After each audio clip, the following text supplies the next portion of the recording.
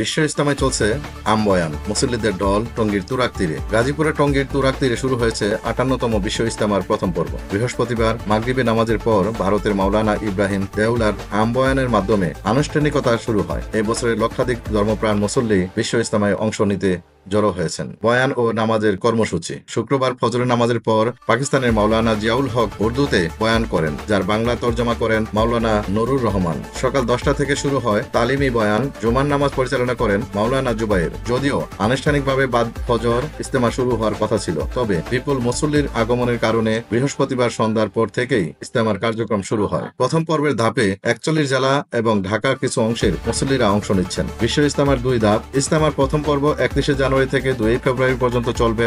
এরপর ৩ থেকে ৫ ফেব্রুয়ারি অনুষ্ঠিত হবে দ্বিতীয় পর্ব, যেখানে অংশ নেবেন ২২ জেলা ও ঢাকার বাকি অংশের মুসল্লিরা। এই বছর ৭২টি দেশ থেকে প্রায় ২,০০০-এরও বেশি বিদেশি অতিথি অংশ নিয়েছেন। এই সমাগম নির্বিঘ্ন করতে টঙ্গীর তুরাগ তীর জুড়ে নিরাপত্তার ব্যবস্থা জোরদার করেছে প্রশাসন। আইন শৃঙ্খলা বাহিনীর সদস্য মাঠ পর্যায়ে দায়িত্ব পালন করছেন। মুসল্লিদের সুষ্ঠুভাবে চলাচল এবং নিরাপত্তা নিশ্চিত করতে বিভিন্ন সংস্থার পক্ষ থেকে পর্যাপ্ত ব্যবস্থা নেওয়া হয়েছে। তাবলিগ জামায়াতের শোরায়ের নেজামের গণমাধ্যম সমন্বয়ক হাবিবুল্লাহ রায়হান বলেন, বিগত বছরগুলোতে শুক্রবার বাদ ফজর আমবয়ানের মাধ্যমে ইজতেমা শুরু হলেও এবার মাগরিবের নামাজের পরই আনুষ্ঠানিকতা শুরু হয়েছে। ভারতের মাওলানা ইব্রাহিম দেউলার আমবয়ানের মাধ্যমে এবারের ৫৮তম বিশ্ব ইজতেমার সূচনা হয়েছে। বিশ্ব ইজতেমার প্রতিটি ধাপ ধর্মপ্রাণ মুসল্লিদের জন্য এক মহামান্বিত সুযোগ। এই ঐতিহ্যবাহী সম্মিলনে মুসল্লিরা আল্লাহর সান্নিধ্য লাভের আশায় দোয়া, ইবাদত ও বয়ান শোনার মাধ্যমে আত্মশুদ্ধির সুযোগ গ্রহণ করেন।